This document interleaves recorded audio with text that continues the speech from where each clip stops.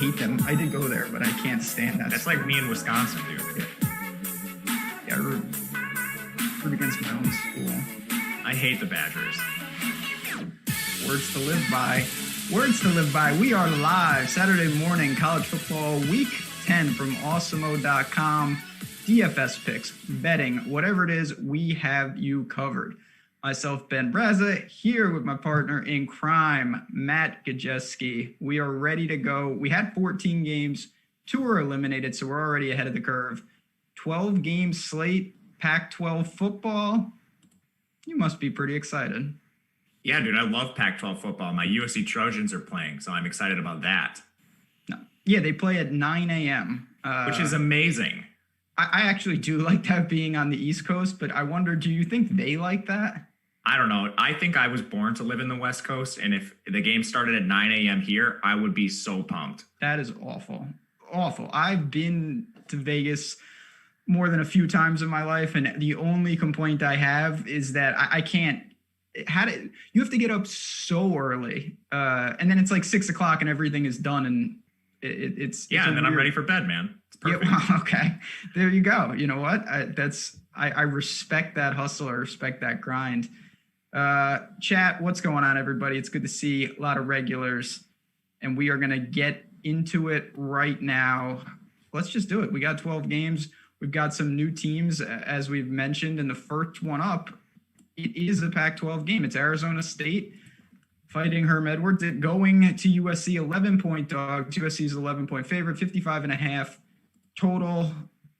There's some things to like here. So both teams have some stability, particularly at quarterback. Jaden Daniels returns dual threat ability. He loses, obviously, Brandon Ayuk not there, but he still has some guys. What do you expect from a team? 23 team total for Arizona State. Do you think they'll be competitive in spots like this? Yeah, I think they will be. They return a lot of players on their team overall. They have a new offensive coordinator, Zach Hill. He comes from Boise State, where they run pretty efficient offenses. So I think Jaden Daniels could benefit from that. He was really good as a freshman, and he came on strong towards the end of the year, averaged 8.7 yards per attempt, only threw 28 times per game, but still was up around 245 yards per game. Also, you mentioned the dual threat ability, 355 yards on the ground. He's going to give you something there. Oh, no doubt. I actually was pretty impressed with him last year, and you mentioned he kind of naturally, when you're a true freshman like that, he started to find his niche late in the season, got going. I want to talk about his weapons for a little bit. Again, I mentioned Ayuk is gone. Frank Darby was another guy who had flashes last year for sure. He's 5,700 right now. Do you think he takes a step forward? Obviously, he should be the leader, but how big of a target share could we possibly see from him? He could be the alpha. It's tough. And these are situations that you and I really like to target. So I think Frank Darby's the presumed number one just because he's the team's leading receiver, at least among the returners. He had 31 catches, 616 yards there. But in these uncertain situations, this is kind of where I like to take a stab on some unknown players. And we've seen this year over year. Like a couple of years ago, Laviska Shenault was the unknown player you could take a stab on. They have some freshmen on their team. Johnny Wilson's a 4-star, the number 21 in the country. He's the minimum. It looks like he's going to be a starter based on the listed depth chart. Ricky Pearsall's a slot receiver who hasn't done a ton in his career there, just 7 catches last year. But if one of those guys could take a step above Darby, and I'm not saying it's going to happen, but if it did happen, you're essentially getting them for nothing right now. That's the appeal of, rarely do we have slates where some teams have played a handful of games and other teams have played 0. These prices are obviously potentially wildly inefficient because we don't know. And that's, if you have a line on something, you can take advantage of it. In the backfield, I feel pretty confidently saying that there's not much there. Looks like a timeshare. We mentioned Daniels is mobile. Do you see anything in the ASU backfield? They're going to play 2 newcomers. It's Diamante Traeum. I'm not sure how to say his name. He's a 4-star freshman, the number 23 back in the country. But they have a JUCO guy they're excited about too, and Rashad White. So I don't know how it shakes out. They were listed as co-starters on the depth chart. So I think it will be a timeshare to some degree. Not sure who would be the 1A, 1B. Yeah, I think that's something we'll have to wait and see a little bit, but I don't think you get burned by fading that too often here. For me, Darby's kind of interesting. You mentioned, Chad all the time is asking for, is there anyone at the min? There's usually not. I'm not saying Wilson is an easy play, but if you really build aggressively, and we'll talk about, we have someone crossing, we got the 10K player on this slate. There's going to be need to pay down. On the other side, Slovis it felt like USC had like 30 quarterbacks at one time. A lot of them are gone. Slovis is the guy pending he can stay healthy. I like him as a player. I've been impressed. I'm so stuck in the mindset of you need someone who can move. He's such a good passer. Do you think you can overcome what should be basically nothing on the ground? Yeah, as long as we have players, I think, that are live for the 300-yard bonus, I'm okay if they're not the most mobile. And Slovis offers this. He's basically live for the 300-yard bonus every single week. And USC, they're not exactly, Clay Helton's their coach. Their offensive coordinator is Graham Harrell. They're pretty fast and they pass a ton. They were 7th in pass rate last year. So just those peripheral stats are going to get Slovis, volume alone will get him near 300 yards in good matchups. And I think he has that here. Last year, he averaged 292 yards per game and he missed some time in there. I know he got hurt against Iowa and a couple other spots, but that was all on 33 attempts. So Slovis, very efficient, completed 72% of his passes. PFF had him graded as like the number 3 quarterback in the country last year. So I have a lot of hope for Slovis. You're obviously stacking him because he doesn't offer dual threat ability, but I think he's in play. Both Slovis and Daniels are too cheap to me. You mentioned that you're clearly stacking him, and you've got options. He's got what? So I want to talk about Brew McCoy because this is a guy I feel like I've been waiting years for. Obviously, a ton of pedigree, but he has Amon-Ra St. Brown. He's got Vaughns on the outside. Is it both? Is it one above the other? I thought the prices would be flipped. I'm not going to lie. I thought Vaughns would be a little more expensive, but he's not. I feel pretty comfortable, though, with them in the mid-range. What do you think about the pass catchers? I think they're 2 of the best value wide receivers on the slate. Tyler Vaughn's dealt with some injuries last year. I think that's why he finished behind Amon-Ra St. Brown in overall receiving. He had 95 total targets, 912 yards. Amon-Ra had 103 targets, over 1,000 yards. So you can really see how much this USC team is throwing. I think I slightly prefer Amon-Ra St. Brown, but it's close. The one difference I think we'll see here, Amon-Ra ran a lot out of the slot last year, and it looks like USC is going to move him outside a little bit more just with Michael Pittman gone. But I think you can target them both. They're both fantastic values. I'd even look to Drake London, who played occasionally last year in spot duty when Vaughns was hurt. He doubles as a varsity basketball player for USC. So he's a really athletic kid. He's going to use that big-bodied role. And I think he probably plays over Brew McCoy. But there's a lot of sets where USC is running 4 wide receivers on the field. So at 3,700, if you want to take a flyer on McCoy, that makes some sense too. So this is a game that you'd be comfortable maybe, double stacking and running it back one way or the other. Obviously, Daniel's more mobile, particularly on the USC side. You need some pass catchers.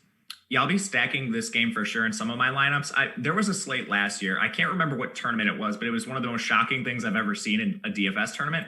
Someone triple stacked Slovis. It was Slovis, Pittman, Vaughns, and I think Drake London. And that won whatever the big tournament on DraftKings was last year. So we've seen this UFC team put up a ton of points. I certainly would stack it with at least 1. I think 2 is fine. 3 is probably a stretch, but it's at least interesting that the 3 stack got there one time. Yeah, the 3, that's a little much. Drake London was like the min or something. Yeah, that's always... So more importantly than how many guys, it's the total salary against the cap. Like you can get away with it if they're cheap, but I don't know. I'd probably keep it more realistic. Last thing, and I think we can move on pretty quickly here. A lot of guys in this backfield. I don't see anything similar to ASU. I think they're going to rotate 4 dudes, so I'm not interested. Yeah, no, I'm with you. All right, let's keep it going. We got West Virginia, God, this team always. And Texas, don't even get me started. West Virginia and Texas, we go to the Big 12. Should be, I don't know. I could see this being a competitive game for sure. There's a lot to like on both sides. Certainly we'll get to Ellinger in a second, but I want to start with the road team in West Virginia. Again, we've seen these teams plenty. They have a 24.5 team total. What do you make of Doge? Letty Brown is someone we've brought up time and time again. Floor is yours on West Virginia. I think Letty Brown is one of the better price-adjusted running backs on the slate. Of course, we have someone who's getting 30 carries a game, but Letty Brown's not that far behind him. He's handling 25 opportunities per game, opportunities, carries, plus targets. He's had at least 23 in 4 straight games. He's actually 4th on West Virginia in targets, so he's very active as a pass catcher. Texas is projected to win this game by about a touchdown. So if West Virginia is playing from behind, Letty Brown is still going to be heavily involved as a pass catcher. He's averaging 116 rushing yards per game. I think Letty Brown in most matchups he's just not getting the consideration he deserves as one of the premier bell cows in the country. Like, I think he has better volume than Chuba Hubbard. And as you mentioned, Texas at home, 5.5 point favorite right now. That's nothing. Obviously, they're our favorite, but it's not like West Virginia couldn't be leaning on this run game, and it shouldn't blow out by any stretch. The pass catchers, I don't know. To me, we just talked about a bunch of guys. They're a little more expensive in Darby and Ra, St. Brown and Vaughn. But to me, it's worth finding the money from guys like Winston Wright and Ford Wheaton and things like that. Yeah, they've been shaking up their wide receiver core a little bit too. Sam James is kind of in the doghouse. He dropped 4 balls in one of their recent games. I can't remember which one. He dropped 4 passes, and he hasn't run a route on more than 33% of the dropbacks in 2 straight weeks after he did that. It's allowed Bryce Ford Wheaton to kind of emerge as their number one. He's running the most routes, seeing a fair amount of targets. He had 7 last week. I think he's probably the safest play. Winston Wright's only running a route on about 45% of dropbacks. The one player who might be interesting at the min who's replaced Sam James is Sean Ryan. The only concern I have is, does Sam James get a second chance? So, okay, I want to ask you this right off the bat then. You've got Sean Ryan, but we've already talked about Johnny Wilson. If you had to play a guy at the min so far, which one of those do you lean one way or the other? I think they're both uncertain, but Johnny Wilson probably has more upside. Sean Ryan could just get benched and go back to his normal role. Okay. I think so too, just because we haven't seen Arizona State. To me, that's always more intriguing because you just don't know.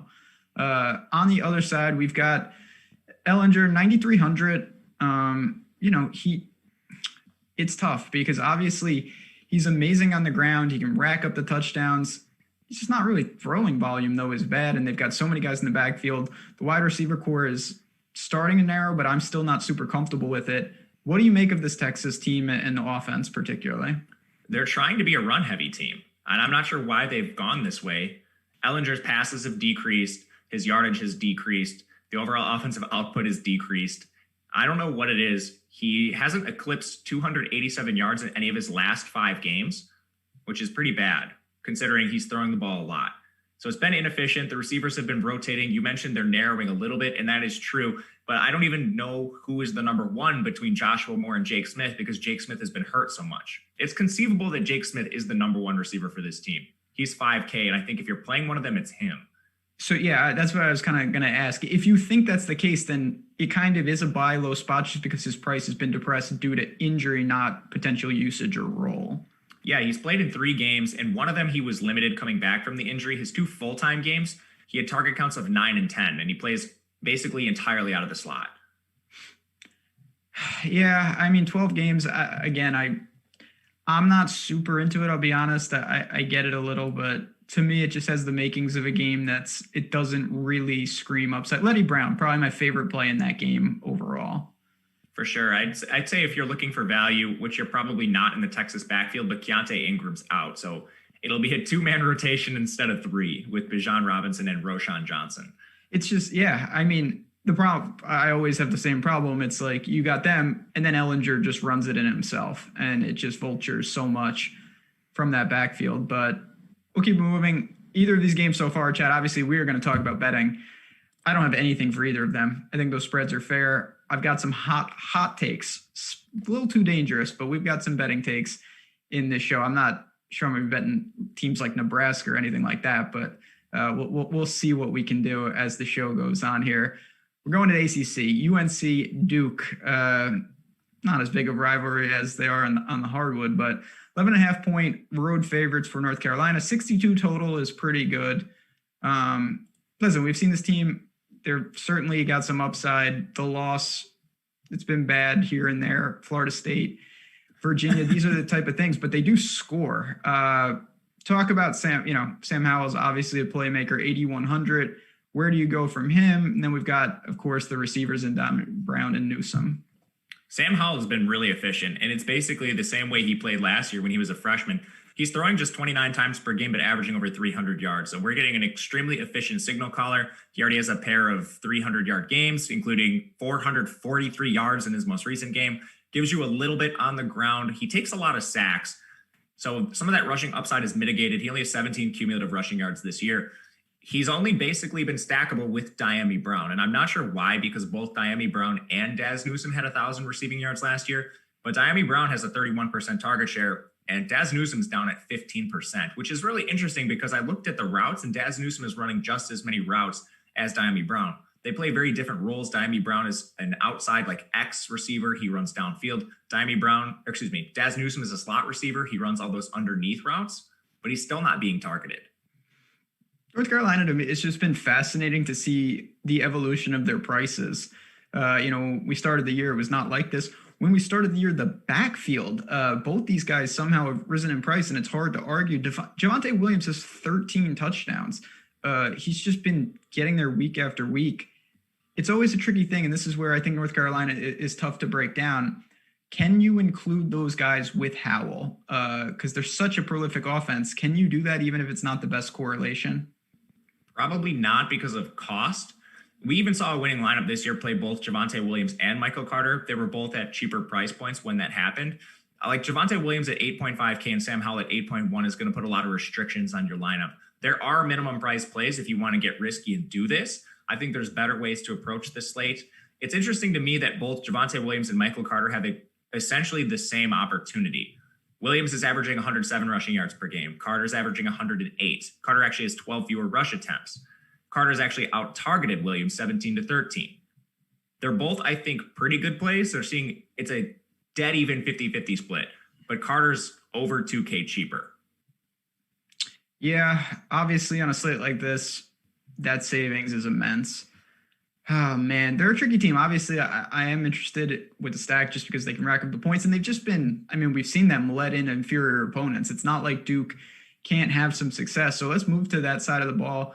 They've got a 25.5-point team total. I really haven't been super impressed with Chase Bryce, the transfer from Clemson. I didn't know what we were going to get out of him. He's got some talent on the outside, guys like Bobo, guys like Calhoun. They're affordable. I think that's the best thing I can say about them. Do you look to these guys as runbacks, one-offs, or do you just say, you know what, you're not going to bother with Duke? You might be able to. Chase Bryce is a sack-taking machine. He has rushing upside similar to like a Brock Purdy or an Ian Book, maybe get you 40 yards on the ground, but he takes so many sacks that it is essentially all mitigated. I think coming out of the bye, Duke narrowed their wide receiver rotation a little bit. Maybe that gives you some interest as a run back in a UNC stack. Bobo, he's tied for team leading 36 targets, which is pretty bad considering how many games Duke has played. But his route rate finally increased, and he ran around on 89% of dropbacks. He's basically been around 60% to start the year. The same happened for Calhoun. He ran around on 74% of dropbacks, only had 4 targets, but it wasn't exactly the best script for Duke to be throwing the ball a lot either. So I think if they stay condensed, you could look to them as runbacks. Yeah, this is a much better game environment. They should, in theory, they should be trailing. And if they're not, I don't think it's because the game is low scoring. They may get out ahead, but if they get out ahead, it's because they're racking up a bunch of points. So you can get there either way. And it's affordable. That's a pretty good game. I certainly like the first game we talked about better with Arizona State and USC so far. All right, we're going all across the country here, conference by conference. Big Ten, Michigan, just in Indiana, obviously. It turns out that Minnesota's just not good. That's what happened. Not that Michigan is any good. They lost to Michigan State last week. They really cannot afford this one. They're a 3.5-point road favorite. 54.5-point total is not great. I don't really have much to say on Michigan. Milton, I think he's fine at 74. Certainly the backfield is crowded. What do you make of Michigan coming off a bad loss? I think it's hard to really figure out what this Michigan team is. They rolled Minnesota, and then they kind of got rolled themselves by Michigan State, so we've seen two entirely different game scripts. I looked at last year a little bit because Josh Gaddis is still their OC. They weren't the most exciting offense in college football, obviously. They're about middle of the pack in plays per game and pass rate. Joe Milton, so far this year, has been fairly efficient. I've been kind of disappointed watching him throw the ball, but he does give you dual threat ability at the very least. But there's other dual threats that are cheaper and better game environments, so I probably won't get a lot of him. The receiving core, it's just not very exciting. Ronnie Bell's their wide receiver 1. He racked up 8 targets in a pass-heavy game script, but how many times do they get into those kind of shootouts? I don't think very often. I think if you're playing a pass catcher, it's probably the redshirt freshman tight end, Eric All, who's just extremely cheap, and that's about the best thing I could say about him. Yeah, I just wonder on a 12-game slate, even because, listen, he's leading that team in targets, and I think he'll get the usage. It's just, where is his ceiling really at in a game like this? It really feels a little tapped, and I'm kind of looking elsewhere. I don't have much to say about Michigan, and I assume, I mean, you kind of alluded to the backfield is just don't touch it at this point, right? There's too many bodies. I think so. I was kind of surprised. Hassan Haskins is leading the way, but literally Haskins, Zach Charbonnet, Blake Corum, Chris Evans are all seeing varying degrees of work. Yeah, that's not the answer. All right, on the other side, Indiana, pretty good. I've been impressed. Penix 6,600, not bad. I want to see him really get going though. I don't understand what's going on with the rushing upside. Then we know about Stevie Scott in the backfield. It's not the best matchup for any of these guys. They've got weapons on the outside with the tight end and then Walt Filer. What do you make of them? Do you think they can move the ball, or is it just again another game where average at best? I think average is probably a good way to describe it. Indiana plays a fairly exciting offense, though. They have a new OC, but he's fine. I think last year Indiana was passing the ball a lot. They project to do so again here. They run a lot of plays. Penix is a dual threat. I know he's coming in with just 2 cumulative rushing yards. He took a lot of sacks in that week 1 game, but he's recruited as a dual threat. He does have that ability. He just hasn't really impressed as a passer. I'm not sure he's going to really be live for a 300-yard bonus on most occasions. The target share is very condensed. If you want to target Fowler, Freifogel, or Hendershot, those are really the only 3 guys that are going to see targets, maybe outside of a dump off to Stevie Scott here and there. God, why couldn't Michigan just win that game? They'd be really rolling. They'd be setting up a battle long-term with Ohio State. What a bad loss, as my phone. Okay, the Badgers are going to take it on. Yeah, are they ever going to play again? Probably not. Poor guys. That's different show for a different time. Anything else from this game, or can we keep it moving? I think we can. Well, let's talk about Stevie Scott for just a moment here. Okay. He has amazing volume. And at 6,500, I think he's worth a look. He'll be contrarian. They're not projected to win this game. So, I mean, I'm going to chase some volume over efficiency. So I will have some Stevie Scott, not a ton, but he's at a cheap price point and he's a bell cow back. Yeah, to me, I mean, listen, of course, you can make a case for some of the big weapons like Scott. It's just a one-off, though. I don't think this is a good game to stack. It's clearly behind most of the others, and I don't see many ways this gets into a shootout. I just don't.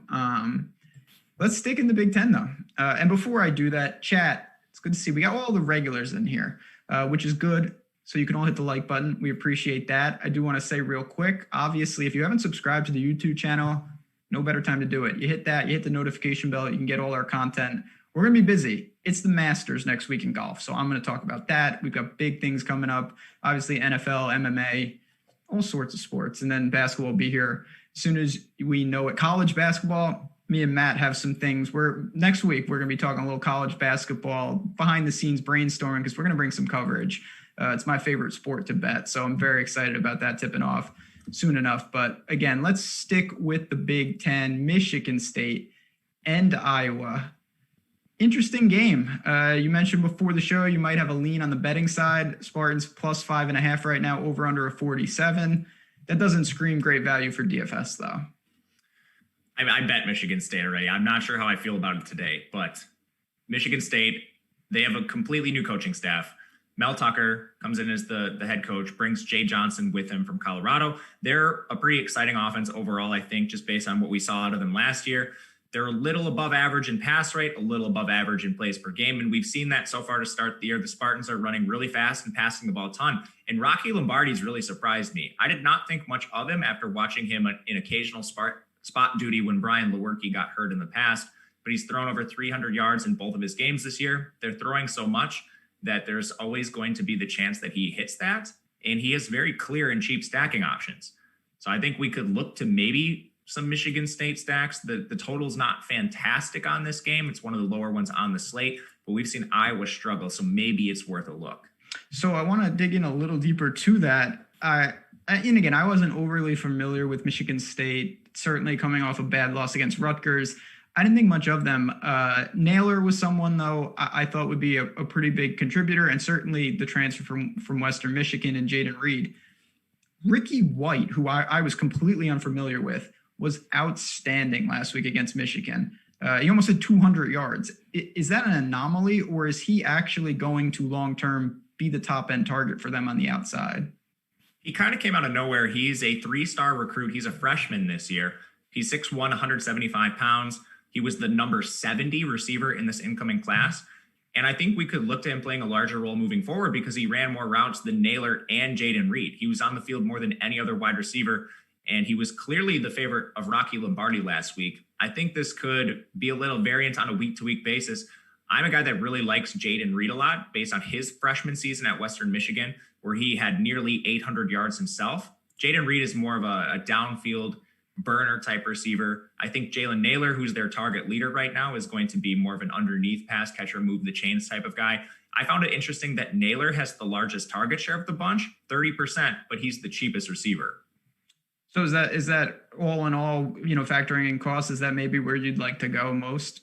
I'm honestly okay with all of them. I think they all have a different skill set, and this is the three receivers that are going to see targets for this game. I think Ricky White and Naylor are probably the two you look to just because they offer you a bit of savings over Jaden Reed. White, of course, he's moving into an increased role, and Naylor, his role has been pretty steady. On the other side, you talked about Iowa. I haven't been relatively impressed. And listen, they've had some turnover. I'm not too familiar with their quarterback. Seen him a little in Pitras. Obviously, Goodson in the backfield, talented.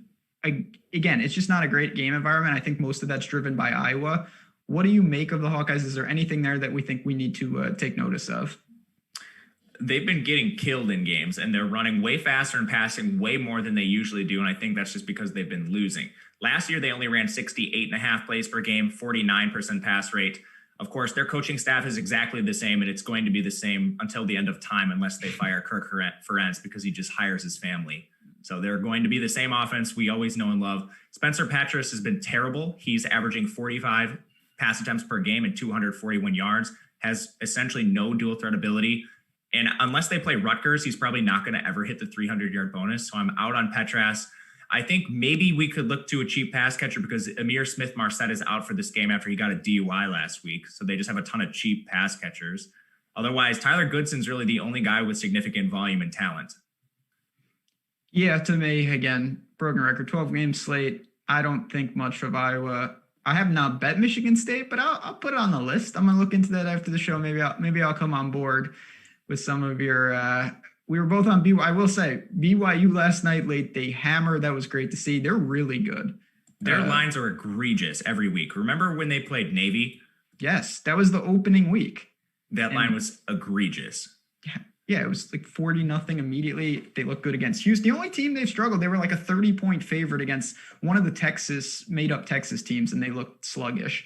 But when Zach Wilson, he throws, it's like 17 yards per attempt.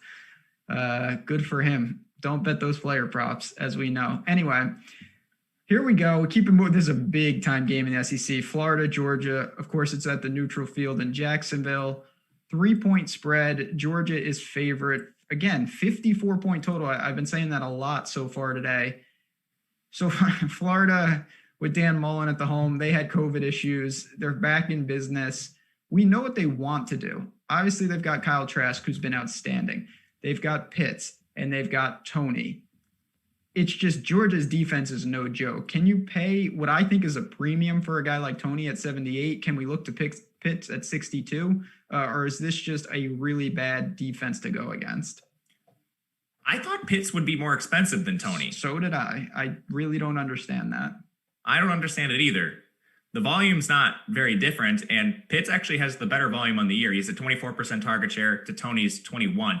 And Tony's really getting it done off broken tackles. He's not really getting used downfield a ton, but he's literally a joystick out there. The guy breaks more tackles than anyone in college football.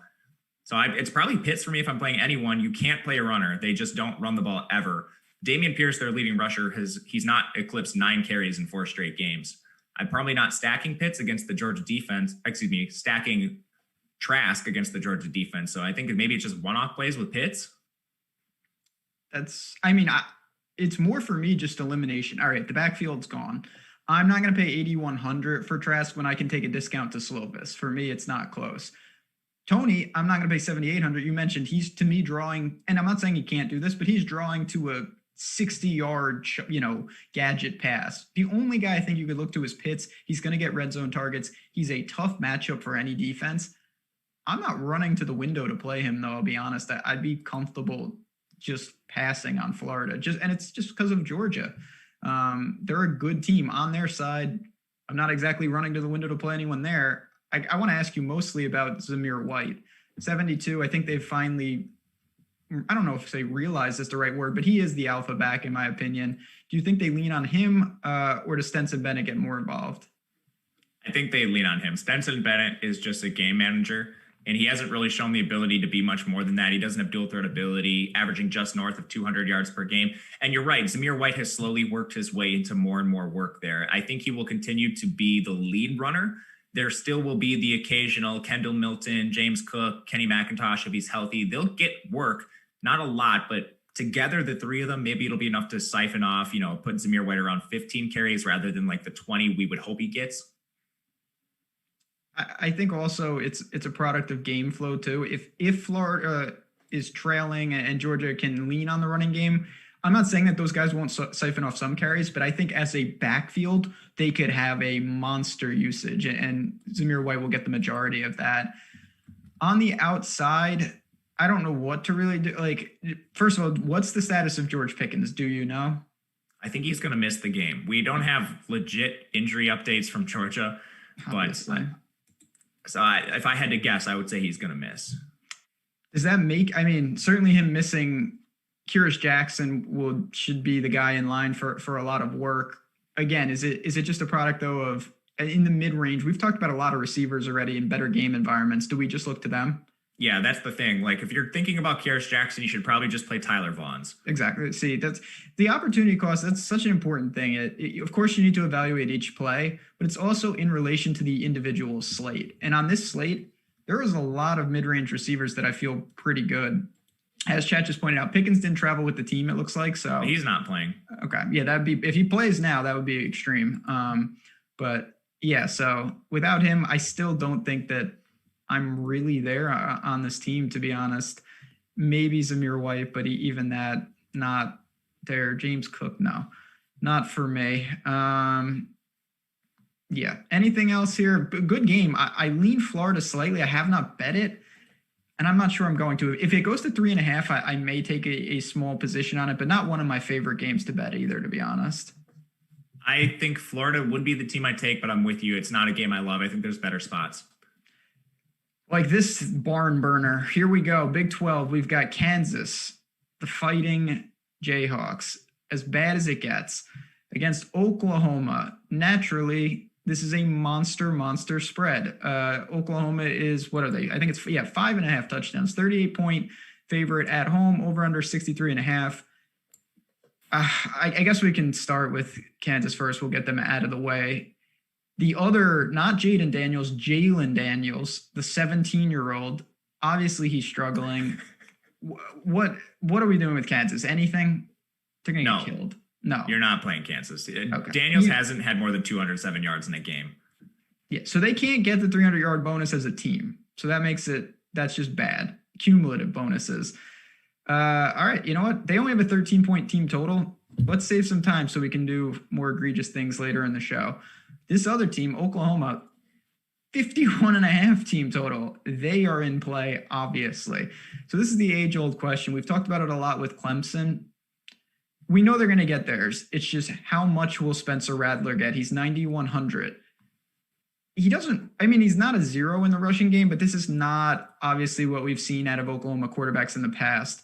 What do you make of him basically trying to get it done solely through the air in a game like this? He can easily get it done. Whoever plays quarterback for Oklahoma automatically becomes one of the most efficient signal callers in football. He's averaging over 300 yards on just 30 attempts per game, which is incredibly efficient. He has some dual threat ability, 98 yards on the ground.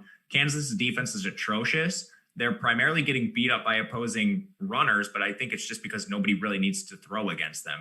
Rattler's fine if you want to spend the salary. So certainly, barring something truly unforeseen, Oklahoma will be running the ball late.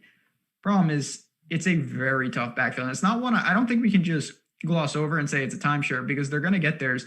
How do you see the carry distribution potentially going if the game takes a normal trajectory? Oklahoma, racks up 50 or so points and they basically go around covering this number. We've got Stevenson, McGowan, Pledger. How do we try to decipher this? So Stevenson came back from his suspension last week. He immediately out-carried everyone in the backfield. I think he's probably the favorite for raw carries at first, but literally all three of these guys are going to get work. Interestingly, McGowan, he handled a lot of pass catching duties. 6 targets for McGowan. He is very cheap on this slate. And even if he gets just a handful of carries too, he's someone that could hit value because he's so cheap. Kansas is allowing 217 rushing yards a game. I think Stevenson's the preferred play. He is the most expensive, so I'm probably not going to get a lot of him based on price. I'd rather take a shot on one of the cheaper guys like McGowan. And hope that, in terms of touches, he could be comparable and obviously raise the floor with PPR points. Boy, on the outside. So again, what is the status of Rambo? Do we know? I haven't seen much updates on Charleston Rambo. Have you seen anything on him? I have not. I don't know if he the only thing I saw is he either has COVID or it's COVID related, I believe.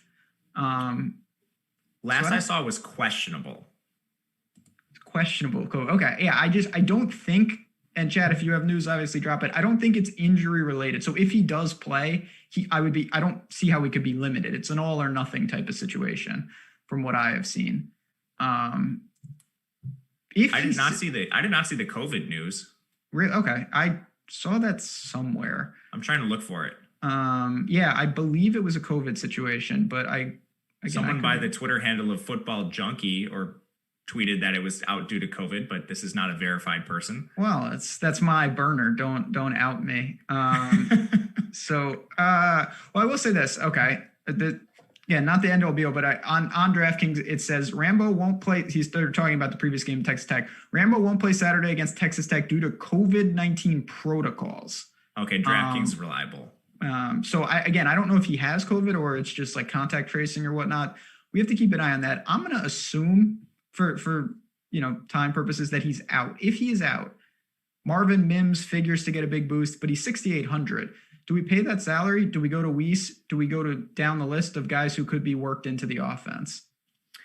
Mims was a hard guy to get to early in the year because he was only running around on like 30% of dropbacks. But when Rambo was out last week, Mims finally worked his way into a larger route share, which just makes me more confident that he'll be on the field. He's tied for a team lead in 32 targets, but he's still not running the most routes on the team. So paying $6,800 for him is tough for me.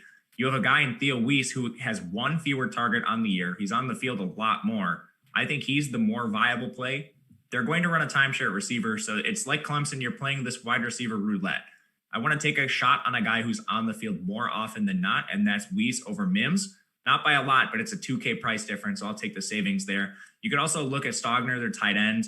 I guess he's on the field a decent amount, also tied for the team lead in 32 targets, but his route rate is worse than Mims and Weiss.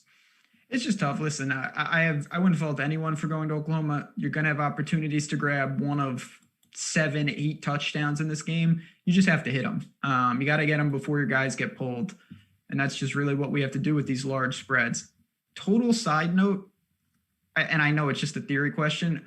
If Hazelwood wasn't completely broken due to injury, where do you think he would fall on this depth chart? Like, do you think he would be the top guy over even guys like Rambo, or would he be working in behind a guy like that? I'm guessing they probably would put him in a timeshare because I think Mims is their best receiver and they won't play him a full snap share. Is Hazelwood playing today? He's tweeted that he's back. Oh, so I didn't know that. Okay. This is not verified. Well, he said it, but I mean, do you trust some of these things? I don't trust until I see players warming up. If we get word that he's warming up, do you do anything with that? Or again, do you just go to the Arizona State min salary guy? I would prefer the Arizona State min salary guy, but I think the upside is higher with a guy like Hazelwood, given the game environment. Man, that's interesting. I just worry about in a game where you're going to be up 40, it feels like it would be such a natural progression to work him in slowly. That would be, I think, smart. I don't think they've played this year with a lot of intelligence. Marvin Mims should be on the field more than 30% of routes, and he's not. That's fair. That is fair. All right, this is a good one. This is one of my favorite games to talk about. Texas Tech, TCU. TCU is a 10-point home favorite, over under of 60. We'll start with the Red Raider side of the ball. I can't believe, this Columbia guy is good. I'm just such an Alan Bowman fan, and he is just straight benched. which is kind of disappointing for me. What do you make of Texas Tech's offense now that they've made that move? Is Columbia in play at 6K? What do we do with the backfield, pass catchers? Talk to me about Texas Tech. I think Columbia's in play. I think the price is down on him because, his peripheral stats aren't great. But when you look at what the Texas quarterback has done, if we, combined Bowman and Columbia into one player, they're averaging 41 attempts per game. Columbia is actually completing 70% of his passes.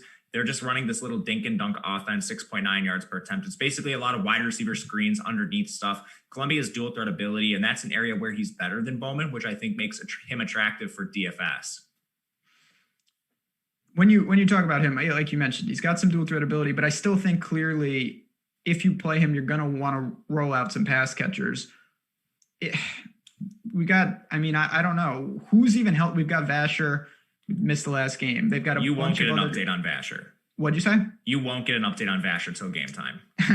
Texas Tech just no injury reporting. So, do you just roll the dice flying blind? Do you look to, I'm going to call him Eric E because I'm not going to attempt to pronounce that last name. Carter, how do you decipher what's obviously a very complicated pass catching unit? Eric Ezukanma is the wide receiver one, regardless of who's healthy. So I'd be confident in playing him. He is a 19.8% target share. But again, we're talking about an offense that runs a ton of plays. So Eric Ezukanma, while his target share might not be one of the best on the slate, he has higher raw target upside than a lot of players we've already talked about. He'll be the wide receiver one. Feel pretty confident in him. Last week, Dalton Rigdon missed another. He hasn't played in a while. So they were down Vasher and Rigdon. That allowed Miles Price to work as their wide receiver too. Price only has 20 targets in his last 4 games, but since the injuries have occurred, that's actually second behind Ezukanma. He's 3.9K, so he's very cheap. Keyshawn Carter, he was someone that's been hurt in the past too. He returned last week. It looked like they were easing him back into action, only around on 47% of dropbacks. He's 5.6K, and I just don't think there's any reason to pay for him over Ezukanma. I know these teams have big rosters, but it feels like Texas Tech has 300 guys on their team. They use so many guys, and it's not just with the pass catchers.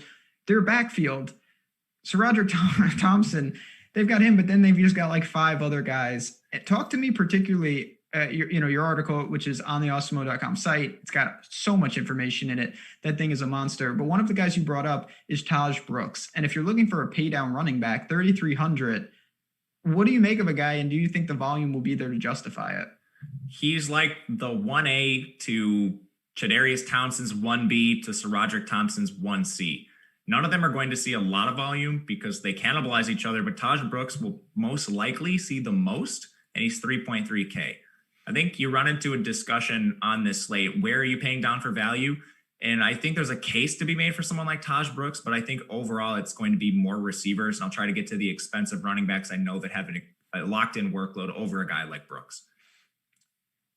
On the other side, so seemingly no matter what, I always have some interest in this TCU team. Now I really do, though, because this is a great matchup for Dugan. 6,400. He can run. He's got some abilities through the air. He's got Tay Barber. But you got to love this matchup at home against Texas Tech. I do love it. I played Dugan almost every single slate. Yeah. To my detriment this year. But Dugan's a great dual threat. He gives you more rushing upside. I like to use the Brock Purdy, Ian Book type rushers, like your prototypical dual threat in college that gives you like 40 yards on the ground. Dugan's better than that. Not a ton better. He's probably not going to get you the 100-yard bonus, but he's going to get you like 50 to 60 yards there. This is a pass-first offense, and they've played some slow teams. They've played Kansas State, they've played Baylor, and it's depressing their play volume. They're one of the fastest and pass-heaviest teams. Well, I guess they've been more neutral when Dugan plays because he's a dual threat, but we're still one of the fastest teams in college football. And now they're back to a pace-up spot against a Texas Tech team that's also very pass-heavy and fast. So I think we're going to see elevated play volume. That should help Dugan in both of those phases. The real question is, do you stack Dugan? And that's been a real problem we've had the entire year. Yeah, I mean, obviously, again, you mentioned some mobility, but it's not enough where it's like, oh, you can just run him out on his own. Obviously, if you do stack him, I think it has to be Tay Barber sitting at 5.5. My question to you is, do you see anyone else you could stack with? And then where do you put Tay Barber against, Vaughn and some of these other guys throughout the slate? I like Barber. He's clearly the wide receiver one. With that said, his volume is worse than guys like Vaughn. So if you're just playing a cash game or you're just looking for a one-off play Vaughn. If you have Dugan, that's when I would start choosing Tay Barber over him. I'm not going to play a lot of Tay Barber outside of Dugan stacks, but I'll have a fair share of Dugan today, which will lead to some Tay Barber exposure. As far as the other receivers, Blair Conwright and Quentin Johnson are the other two on the field. Neither of them see significant target volume, but if you're looking for just a downright cheap stack, they would be the two I look to. Obviously this guy is not relevant because I am virtually certain he's not playing, but what happened to JD Spielman? I don't think we know what happened to him. Okay. I just thought he was out the last two games. Yeah, no, he's just permanently out. I just don't know. I just was wondering what happened. Man, I love college football injury reporting. Yeah, just this is coming from someone who bet Akron because of Cato Nelson. I bet Akron too. Yeah, he didn't play. It can get a little dangerous, but I want to ask you quickly about this backfield. And it's not so much that I think these guys are in play with Barlow. I'm just so high on Zach Evans long-term. I think he's fantastic. He's flat for, we're not there yet, right? I know he's starting to gain some work on the ground, but I don't think you can actually go to him. I don't think so either. When everyone's healthy, this is like a 5-man rotation. Today, DeMarco Foster is not going to play. Kendre Miller is questionable. They're still going to split work between Darwin Barlow, Zach Evans, and Amari DeMarcado, assuming he plays. He's been banged up this year too. In an ideal situation, I think Zach Evans, who's like their crown jewel recruit, plays most of the game, but they just haven't shown a willingness to give it to him. Yeah, this is sick. He's I don't know how they got him. I mean, you know what? Good for Patterson. Dude, we're going to talk about a couple 5-star recruits that went to some bad schools. I don't know why he did that. Yeah, that's what I was trying to say without just saying it was bad. But yeah, that's why we got you on the show. You can rip TCU for me. We can rip Raheem Jarrett too later. Yeah, we certainly can. All right, back to the Big Ten. This is a game. I'm going to say possibly my favorite bet of the week. Minnesota, Illinois. My God, PJ Fleck. The boat is Titanic here. You're rowing into an iceberg, my friend. It was bad against Maryland. I don't know what they were doing. Tanner Morgan, I really expected more, and this is a game we're really going to spend some time on. So we've got Tanner Morgan and we've got Rashad Bateman, and we're going to talk about them. But we have to start with Ibrahim. He's $10,000 on DraftKings. I mean, the touches are out of control, but can you pay $10,000 for him? If you're going to pay $10,000 for someone, it's certainly him. Ben, when's the last time you saw someone get 41 carries in a game? Honestly, the only thing I can think of is like Michigan used to give Mike Hart like 75 carries in games. That's volume that we just don't see. And he had 4 touchdowns in like the second quarter. It was ridiculous. They have shown no willingness to throw the ball. So they have a different offensive coordinator here. Kirk Soraka, their former OC, is now with Penn State, and they have regressed severely as an offense. I'm not sure it matters because they have a strong offensive line. They returned all their starters, and they're just trying to run the ball down their opponent's throats regardless of game script. When they were trailing against Michigan, just give it to Ibrahim every single play, essentially. 2nd and 10, give it to Ibrahim. So he's going to see volume. He's averaging 175 yards per game, 36 opportunities per game. That includes targets. It's a 12-game slate, so there is some opportunity cost to him, but there's not a single player on this slate that has more locked-in volume. You bring up a fantastic point. This is why it's so useful. The offensive coordinator situation, because for me, when I look at this, just knowing what I knew about Minnesota from last year, my thought is to leverage with Bateman, who I think is fantastic. No one's going to play him. If you go to Minnesota, you're obviously going to play Ibrahim. And if you play him, you never play Bateman. So it's like almost a double leverage fade against the running back situation. But I mean, is this what we're going to see going forward? I really can't believe how awful and just unwilling they are to pass the ball. Bateman's fine. He has a 46.5% target share, and that's only led to 20 targets in 2 games, which is ridiculous. He's averaging 81.5 receiving yards. That's fantastic. He's down in price point this week. So $7K for Bateman, that's not egregious. You can pay for him at that price. He's going to be contrarian and give you immense leverage for the reasons you mentioned. That's like I said, that's why I have the interest. I just, looking at this on paper, when Tyler Johnson obviously has moved on to Tampa, I thought that this guy could be in a situation where he's just getting like literally 15, 20 targets a week, especially if I found out that I don't know what is wrong with their defense. Do you have insight onto, like, are they this bad? I thought they would be better. They have a couple prospects that I liked, but apparently it's not good because Jake Funk ran all over them. Tagovailoa ripped them. It's not pretty. Yeah, and not the guy on the Dolphins. So just and Maryland, like, listen, if you want to play a transitive property game, Maryland did not with Northwestern. Like, I don't know how good Minnesota is, but they seem to have serious problems. So obviously, listen, if you have the money to pay for Ibrahim, I mean, he's fantastic. I think you could roll the dice with Bateman. You're talking large field tournaments. If you want to fade, if you're not going to play that running back, Bateman is interesting as more leverage because if Minnesota racks up points and he doesn't get there, it's a huge boost to the passing game. Anything else besides the big time players, though? I have a trivia question for you. Oh, please. I guess in modern college football, there's 2 walk-on true freshmen to ever start game 1 of their careers. Do you know who they are? One plays on Minnesota. That's your hint. Wait, at quarterback or just in life? Quarterback. Tanner Morgan? No, Tanner Morgan got beat out by walk-on freshman Zach Annexstad. Zach Annexstad breaks his foot, and Tanner Morgan comes in and has last year's season. I don't think Tanner Morgan's very good, and apparently Minnesota doesn't think he's very good either. Well, what happened to that guy? Zach Annexstad? Yeah. He's a walk-on freshman. He wasn't very good to begin with. That's the point. He beat out Tanner Morgan, who also is not very good. Who was the other one? Baker Mayfield. I was going to say, I should have just led with that. That was the only one I was thinking of. Okay. That makes me feel a little better. Yeah, Baker. Interesting. I was so impressed with Minnesota last year that I think I have some hangover effect. Maybe you should like Penn State then with their OC. We're going to get to Penn State. You boys, their best player is the clock operator, whoever that guy is.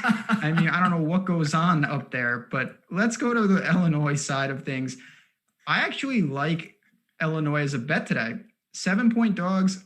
They hung in there last week against Purdue. They covered that number. I think them at home can really give Minnesota trouble. They've got issues, though, particularly at quarterback. COVID has ripped through. Brandon Peters is out. Isaiah Williams is out to contact tracing. Talk to me about Corin Taylor, who is $4,500. That's the price you got to like. Yeah, minimum price Corin Taylor, former 4th stringer on this Illinois team. He threw 29 times against Purdue and completed 17 of them for 273 yards and a pair of scores. That's not bad for the minimum. And he's also a viable rusher. 32 yards on the ground, not bad. It's in that Ian Book-Brock Purdy range, which is fine. It's nearly a touchdown on the ground that would be comparable to a passing touchdown. And again, he's the stone minimum. I mean, it opens it up certainly for Ibrahim. So that's the thing I want to ask you. People who play Corin Taylor, how strongly correlated do you think that will be to paying $10K for the running back? It's definitely correlated. So you can think about this either way. Minnesota gets up in this game, Illinois has to throw. Illinois gets up in this game, like ideally Corin Taylor's the one still that runs. Ibrahim still runs. Can you run him out alone? So $4,500, obviously we have a ton of room. Can you run him out alone? Do we look to Emor Tabi? He's probably their top receiver. I'm butchering the name, 4,200. Like, how do we structure around a guy this cheap? I don't know how to say his name either. Josh Amadababy? I don't know. Amadababy sounds pretty cool. No idea. He's a transfer from USC, but I don't know why he's priced at the point he is. He's their alpha receiver. He's a 33% target share. He's only turned that into 69 total yards this year. But again, Minnesota has shown some of the worst struggles I've ever seen on defense, not just against the run, too. They've been brutal everywhere. Awful. He's going to have like 10 targets.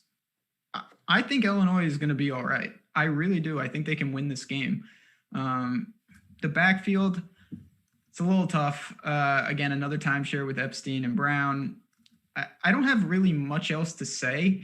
I'm not a huge fan of how Lovie Smith and co run this team, but is there anything outside of a very cheap quarterback that we can talk about for the Illini?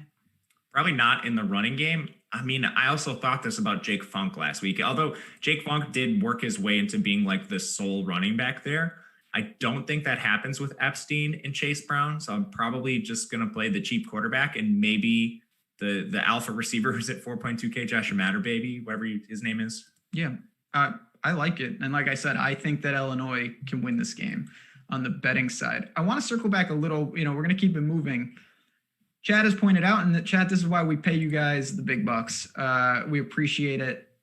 You're seeing it right now. And we talk about this all the time in the NFL, and then it's hard to react to weather. It's apparently pouring out in LA. What do you do with Slovis? Is that how much does it affect what is going to be a lot of USC exposure for you? Apparently it's supposed to stop raining. I'm looking at the weather right now. Okay. I don't know. There's some people in the chat that are there. I'm in Wisconsin. It's not raining here. Yeah, I'm in New York. It looks nice. It goes down to 20% after kickoff. Maybe we're making too much of this if we're freaking out a lot. I don't know. I don't have the LA. I'm just looking at Google. It's the LA weather report on Google. But it seems fine. Okay. Yeah, I mean, I obviously if they're playing in the pouring rain, that wouldn't be ideal, but we've seen time and time again that can work to the detriment of the defense just as often. So keep an eye on it. It's one of the many reasons you should follow. Our handles are right there. Follow Matt, follow myself. He will be posting updates. I'll be doing nothing, but it's still just a nice thing to do. Add those Twitter followers. We'll keep you up to date, though. A lot of things break after the show, and it's really important. I mean, Matt, you can speak to this all the time. You know, you're in our premium chat over on Slack, and you talk about, dead lineups all over the place. When a guy is late scratch close to kickoff, you can gain a huge edge if you're paying attention. For sure. I don't know another sport like it outside of maybe college basketball. These college sports that don't have injury reporting, there's a lot of times we'll get news like 3 minutes before kickoff. And if you're just following the right people, paying attention to the news, you're going to have a massive edge. It was 2 weeks ago or something, 3 weeks maybe, there was a Coastal Carolina game, and like 2 minutes before kickoff, their starting tight end, who's their number 2 pass catcher, wasn't playing. And then he was like 56% owned in the big tournament. Yeah. You just don't see that anymore. That used to happen in the NBA and whatnot. That's gone in DFS. It still exists on the college slates. I'm glad you brought that up, because what we need to do right now is give our just over 30-second spiel. How good is Coastal Carolina? Fantastic. 51-0 last week as a 3-point favorite. Oh, yeah, I'm on Coastal again this week. They're 17.5-point favorites. Love South Alabama's no good. So Coastal Carolina is the team of this show. Besides Campbell, who is the greatest team, Coastal Carolina is just fantastic. Let's keep it going. A couple more games. We'll take some questions, chat. We want to make sure we get to everything for you guys. That's why we're here. We're going to stick in the Big Ten, though. We've got teams we kind of just talked about, opponents, Maryland, and now with Penn State, who should be angry. 27-point spread. That's a big number, but Penn State is at home looking to get right. 64.5-point total. I want to start with Maryland, and it's just a pretty simple question. Who are they? Is it a product of Minnesota just being awful? Tua's brother looked obviously infinitely better. They lost, just for context, they lost 43-3 against Northwestern to open the season, and then they win 45-44. So their defense has been bad in both, but their offense has been drastically different. Where do they truly fall? I think they're probably somewhere in between, which is maybe a cop-out answer here. But I like their offensive coaching staff. I like what they're doing as a program. They've just been really inefficient, and it makes sense. They were completely building from the ground up when Mike Locksley came there. So basically, I think as they get these recruits in, they have a number of high-profile recruits this year. I think they'll slowly get better and slowly get more efficient. I don't know what Tagovailoa is at this point. He had a 94-yard passing debut, and then he rebounds for 394 yards. He does have athleticism. You saw the pair of rushing scores he had on the ground. I do think Penn State's defense is a cut above, like Minnesota. I would hope. So I'm not looking to rush out and roster Tagovailoa this week. Do you feel the same way about Funk? I mean, obviously, he went insane last week, but again, this is not Minnesota. This is Penn State. I question the talent with Funk. Anytime we have redshirt seniors on the field, I'm just like, if you were better, you wouldn't be playing against 18-year-olds. Oof, harsh, but accurate. I mean, I'll just kind of run through it. Then on the outside, is it the same thing that they are just going from such a good matchup to, I'm not going to say it's such a bad matchup, but clearly Penn State is much better defensively than Minnesota. I think it's sneaky because Maryland is a little more efficient on offense. I like their offense as far as just like plays per game and pass rate. And how in the world did they get a 5-star in Raheem Jarrett? I don't have these answers for you. I wish I did. He looked pretty, I mean, again, I've only seen him. I didn't watch the Northwestern game. I watched the Minnesota game. 6 for 68. I mean, not bad. Where do you think he falls? And is his price going to continue to kind of rise as the season goes? It should rise. They're going to play him more and more. If we look at his route rate, it was 44% in week 1, 51% in week 2. He's their 5-star crown jewel, like the best, highest profile recruit they have on their team. They're going to play him to varying degrees, and it's going to be, I think, larger and larger throughout the year. He's 3,800. You're going to see him, I think, with an increased role as the season goes along. Does that make him a strong target against Penn State? Probably not. But I do think eventually he will work his way as the number 1 or 2. Dante Demas is a strong target. He's the team's target leader, and he leads the team in receiving yards. I think he's probably the preferred stacking option if you go this route, but Jarrett's interesting. Yeah, he should be playing for LSU, but it's neither here nor there. Again, it's not. I'm not going to chase what we saw with Tagovailoa last week. I think that certainly was more of a ceiling than even anything that we can expect. I wouldn't fault anyone if you want to go to one of the pass catchers, not going to go to the backfield. On the other side, bad start to the season for the Nittany Lions. Tough loss against Indiana. Ohio State is just better than them, and they didn't have, they have the best. I'm not a Penn State guy. I'm far from it. I think they may have the best home field in the country, though. It's really difficult to play there at night. They didn't have that last week, so it's different. Clifford, Ford, Dotson. I think for me, maybe the running back situations where I feel best, but what do you make of a team with a 45.5 team total? Yeah, I think we have to look here. And they have the Minnesota OC from last year, Kirk Shiraka, who's did everything with Tanner Morgan, Bateman, Tyler Johnson. It's going to be an exciting offense. They're a team that I don't think should be 0-2. Their offense is pretty explosive compared to like what we've seen out of them this year. Clifford's appropriately priced. Last year, we could get this guy like below 7K, and he's a strong dual threat. Like he's a threat for the 100-yard bonus on the ground. He's also a decent passer. He's 8,900. You do have to pay for him here. The team total's high enough where I think he's in play. Not my favorite in this range. We just have like Corin Taylor and so many values that I think you don't need to get up to Clifford. The stacking options are interesting. Jahan Dotson is the most expensive receiver on the slate. I don't think that's warranted. He has one more target than Pat Freiermuth, who's nearly half his price. And Freiermuth is one of the best tight ends in the country. Big-bodied red zone weapon. He's going to be used heavily. What do you do with Ford? Do you look to the back? Obviously, again, I don't know. This Maryland-Minnesota game throws things a lot out of whack because, Ibrahim, the reason he's $10,000 is because what he did last week. So do you think it was more him, or was it more that Maryland's front is this bad? I think it's a combination of both. Maryland's defense is not good for sure. Ibrahim sees the ball, like he had 41 carries. It's like sometimes you see defenses play against triple option teams and you're like, wow, they're really good against the pass. They've allowed 50 yards passing, but 270 yards rushing. It's like, well, yeah, they played the triple option, which Minnesota's basically a fancy triple option team at this point. All they do is run harsh. so much. That is harsh. Minnesota's fancy triple option. But either way, Devin Ford, I think, is one of the best price-adjusted plays on the slate. He's dominating backfield work here. He was the only running back to receive a touch last week, and now he gets this matchup. Like I said, I'm not going to fault anyone with Clifford. I feel much more comfortable paying, $5,900 for Ford. Can catch the ball a little. Great game script. Should find the end zone. To wrap this up, if you had to, again, I like to put it in context. You've got Clifford. You could also huge spread with Rattler. Would you rather pay up for Penn State quarterback or go to Oklahoma? Probably Clifford because he rushes. Okay. And it's a little more, not that, both teams have a massive team total, but I think this one is certainly more live for Maryland to push them. I think Maryland's offense could be okay. Kansas is not going to do anything. They're just bad. So you can kind of throw that out. Whereas Maryland could push Penn State a little bit and force Clifford into some deeper waters. All right, we've got 2 games left here. This one is really, really interesting on a lot of levels, particularly for me on the betting side, but we're going to talk about it with both. We've got Houston. We've got Cincinnati. Cincinnati's a 12.5-point favorite, over under a 52. We'll start with Houston.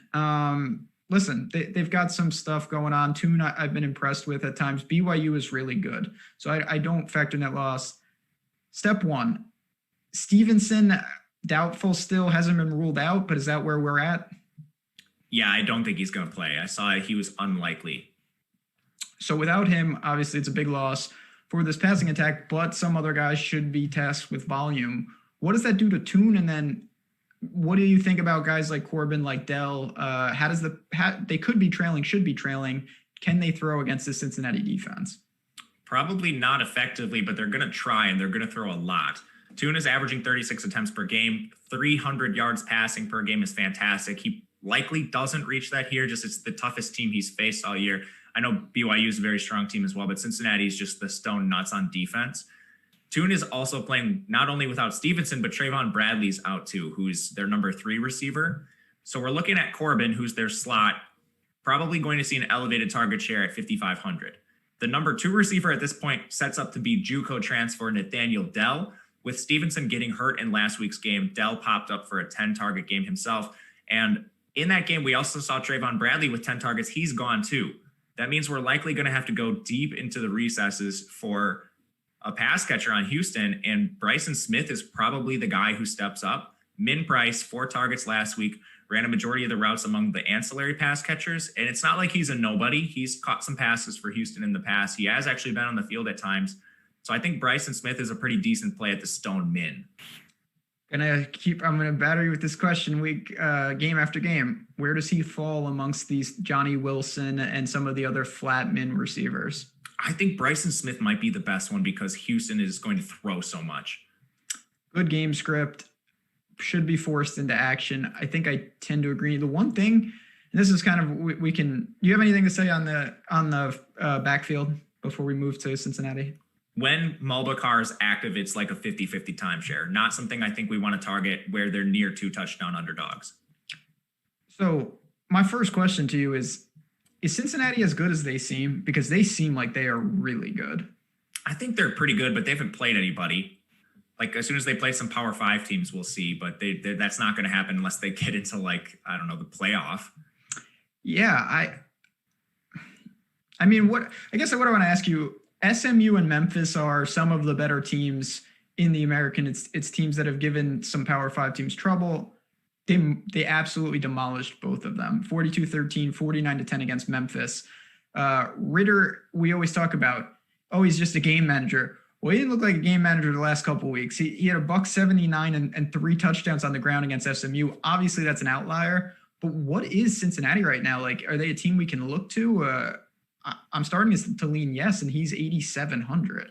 Yeah, Ritter is starting to get to the Zach Wilson range for me, where he's not like his volume's terrible, but his efficiency is so good. And I just want to point out, like Ritter on the ground, he's had 5 touchdowns in the last 2 weeks. All of last year, he had 5 rushing touchdowns. Like that is certainly an anomaly. And then you mentioned the 179 outing. This is rushing yards against SMU. That's more than 2/3 of his total season output.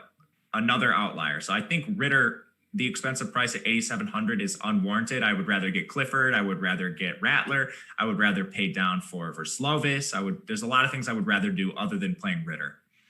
So does that mean if you don't want to go to Ritter, because I'll be honest, I like Cincinnati in the game. I think that they just continue to roll through these teams. I think they're a cut above. Is it Dokes on the ground, 6,700? Obviously, when Ritter's doing that, there's not a lot of room for him. But if he regresses, do you think Dokes regressing the other way? I think it could happen. Dokes has been incredibly inefficient, the exact opposite of Ritter. He has at least 19 opportunities in 3 straight games. But again, 65.5 rushing yards per game is pretty bad. I honestly think there's a chance that Jerome Ford starts to play a larger role throughout the year if Dokes continues to play poorly. On the outside, we talked about the injury situation for Houston, but since he's got one of their own with Alec Pierce, again, I haven't seen anything. Certainly he exited against Memphis. Where is he at, if you know? And then if he sits, what do we do with Michael Young? Their coach specifically declined to give an update. So thanks a lot, Luke. I know. It's great. We love that, don't we? Mm-hmm. He's the number 1 when healthy. I don't think there's a strong chance he's healthy based on that. Michael Young becomes the wide receiver 1 when Alec Pierce is out. He has a 20% target share that's led to just 20 total targets this year. I mean, that speaks to how little Cincinnati's actually throwing, which is just another thorn in the cap of Ritter. Yeah, no, listen, Ritter, I think if he gets there, you almost want to run him solo because his only out is to get there on crazy rushing volume and luck box TDs. I think Cincinnati's defense, though, causes, if Stevenson sits as I expect him to do, I think they put a stranglehold on Houston and they kind of do what they've been doing. They win going away. I did lay the points here. Last game, we got a couple minutes left, chat. And then we're going to turn it over. Don't go anywhere, though. NFL final look show coming up next. We got some big things here. Again, shows on shows on shows. MMA Live Before Lock will be later in the day. 2, Breeders' Cup for me. I'm going to be gambling like an absolute fiend today. I cannot wait. But we got one last game. Oklahoma State, Kansas State. It's not a good one. 47-point total. Oklahoma State on the road, 13-point favorite. I hate talking about Kansas State. Let's go to OK State first. Sanders, Hubbard, Tylan Wallace. We know what they have. They have superstars at those positions. They're all in the 7s. Do we pay for them? Simple as that. Sanders, okay, so we talked about Sanders last week, and I ripped him pretty bad, and then he passed for 400 yards. But it's Texas, though, those fools. Sanders had never passed for, now we're not talking 400 yards. He never passed for 300 yards in his career, and then he goes off for 400 against Texas. So yeah, that's nuts. I don't think Sanders is a strong play. He's a game manager as a passer. He does give you some rushing upside. He's probably not a threat for the 100-yard bonus on the ground, but Kansas State is terrible. I think the main reason we wouldn't play Sanders, because while Kansas State is terrible, they're playing so slow and so run heavy that they just drain the clock and limit the play volume for their opponents. Totally agree. Feel the same way about Chuba? I don't mind Chuba. His price continues to drop despite his volume remaining constant. He's had at least 21 touches in 4 straight games, at least 26 in each of the past 2. That's 25.6 per game, averaging over 100 yards rushing, which is, he's in the same territory as like Letty Brown. Unfortunately, he just doesn't have as much pass game involvement. I don't think it's going to matter today against Kansas State, but Chuba's volume is phenomenal. I was really impressed. Yeah, I mean, last week was just tough. I was super impressed with Tylan Wallace. I thought he was as key as they come in that game, made some absolutely fantastic catches. I think if I had to pick someone from Oklahoma State to target, it would be him. I don't mind paying almost $8,000. Again, I think it's a luxury if you have the money. I'm not saying to go jam him, but of the 3, I think I feel best with Wallace this week. On the other side, I literally have nothing to say. They have a 17-point team total. It's going to be a bad game script for the run. Is there anything on Kansas State? That whole state, them and Kansas, if you combined, I still wouldn't really play anyone. What do you make of them to close it out? Yeah, you're not playing anyone in Kansas State. Just Deuce Vaughn. Close, but no. Chat, we appreciate you guys roaming off. MMA picks coming up. Man, we got this chat knows what's going on. I hope all of you find ways to get behind the paywall at Awesemo. We want you to become part of the community. Matt can speak to our Slack chats. They're a good time. We got a lot of people in there talking about all sorts of things from betting to, college football, NFL, NBA, MMA, whatever. We got a lot of games today. Like I said, keep an eye on the news. We're going to bounce on out of here. Hit that like button on your way out. Thanks again, everyone. Good luck on the betting side of things. Good luck on the DFS side of things. Me and Matt will be back next week. Same time, same place.